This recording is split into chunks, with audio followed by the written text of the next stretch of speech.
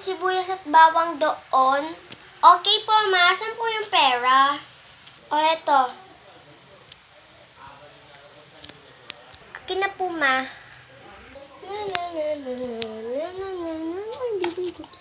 Sibuyas at bawang? Wala naman tinda dito eh.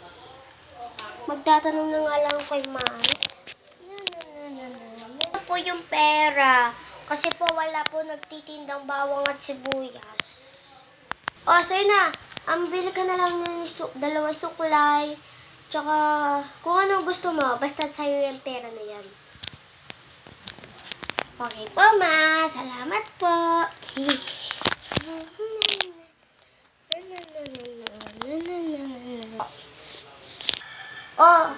Oh.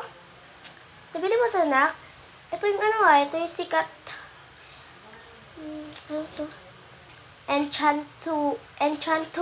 Okay. Thank you nga pala, anak. Walang ano man yun, ma.